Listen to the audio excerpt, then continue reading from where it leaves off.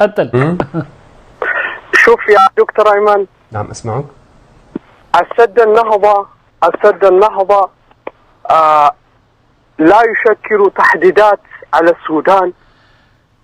የህዳሴ ግድብ እናንተ እንደምትሉት ሱዳንም ላይ ሆነ ግብጽም ላይ ምንም አይነት የሚያመጣው ችግር ወይም ስጋት የለም። ይሄ በጣም ትንሽ የቆየ ነው። ግልጽ ሰሙታላችሁ። السد النهضة لا يشكل خطرا على مصر. السد النهضة هدف الرئيسي لتوليد الطاقة والكهرباء. የህዳሴ ግድብ ዋና ዓላማው የውሃው ምት ምንድነው ይባለው ቱርቦናቱን ወይም ተርባይኑ ላይ ከደረሰ በኋላ ኤሌክትሪክ መፍጠር ነው ስራው። ኢትዮጵያ لم تسعى لتعطيش الشعب المصري. ስለዚህ እንደሚባለው ኢትዮጵያ ግብጽን ውሃ ልታስጠማ ነው ምናምን የሚባለው ነገር ልክ አይደለም። ኢትዮጵያ لن توقع اتفاقية الموزمة. ስለዚህም ኢትዮጵያ አስገዳጅ ውል ትፈርም የሚባለው ልክ አይደለም። ስለዚህ አትፈርም የሚለው በግልጽ እዚጋ አባባሉ ደስ ብሎኛል። ኢትዮጵያ አትፈርም አትልፎ አይነት ነገር ነውና ወንድሜ አቡ ሐድራ አንዳንዴ እንደዚህ እድል ሲገኝ ጥሩ ነው ጣልቃ ገብቶ የፈለጉትን መናገር። ኢትዮጵያ ቴንኪው ሰላም ጤናን ረጅም እድሜ ከፈጣሪ መኝልሃለሁ ያገሬ ጀግና በርታ ይላል። ኢትዮጵያ ቴንኪው በጣም አመሰግናለሁ ሁላችሁም ጀግኖቻችን። انا ابلغ رسالتي هذا ይህንን መልእክት ነው ላደርስላችሁ የመጣሁት ይላሉ። እንግዲህ ሐጂ አወል ሐድራ አቡ ሐድራ دكتور أيمن. طيب يا أبا حضرة طيب كيف تسمي ايوتاون እንዴት እንደሚያጭበረብር እንስማው። እንግዲህ ይሄ ሰውዬ አልጀዚራን ጣቢያ በመጠቀም ነው። አልጀዚራ የኳታር ነው እንጂ የግብጽ አይደለም።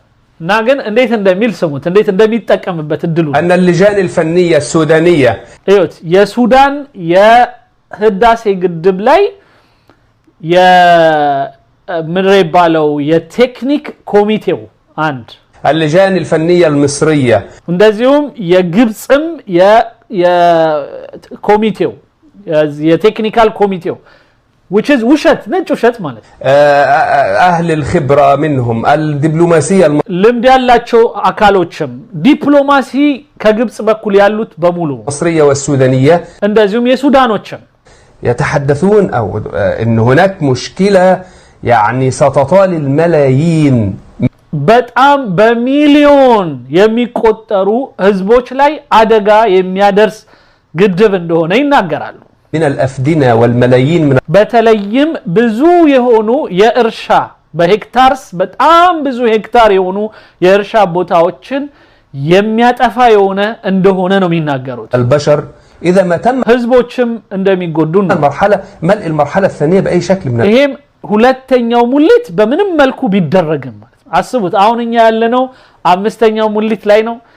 ድንች ይዞ ሲሲዬ በጣም ጥሩ ነው ያለነው አትፍራ ሌላው ቀርቶ ኡክራይናን ራሱ ተዋት ስንዴ ከሷ ይግድ ካልመጣ እንዳትል የሚል ገበሬ ያላቸው እነሱ ግን ሲያወሩ የነበረው ሁለተኛው ሙሊት ከተሞላ እንኳን እኛ በጣም ብዙ ገበሬዎች ከስራ ውጭ ስለሚሆኑ ተሰደው ወደ አውሮፓና ወደ መሳሰሉት ይሄዳሉ ይያሉ ሲዘፍኑብን የነበሩት ማለት الأشكال وصلت الأمور إلى حد يعني تصريحات يعني تنذر بأشياء خطيرة يعني እናም የነሱ መግለጫዎች በጣም የሚያስፈራ እንደሆነና ብዙ የሆኑ መረጃዎችን የሰጡን ነው። هم يبحثون عن مشاكل ماذا سيضير مصر أيضا والسودان إذا كان هناك تطور وفي الزراعة وفي الصناعة እና ታዲያ ግብጽ ኢትዮጵያ ውስጥ የፈለገ ቢሆን ኤሌክትሪክ ቢኖር እድገት ቢኖር ምን ይጎዳታል ብሎ ነው የሚከራከረው። መልስ ሰጠዋል። في الكهرباء والتنمية في اثيوبيا اذا በኢትዮጵያ እድገት መብራት ምናም ቢፈጠር ምን ገዷቸው ነው ታዲያ እንደዚህ አይነት መግለጫዎች የሚያወጡት ይላል። الامر يتجاوز ذلك في نظرهم ነገር ግን እንደሚመስለን ከነሱ ሐሳብ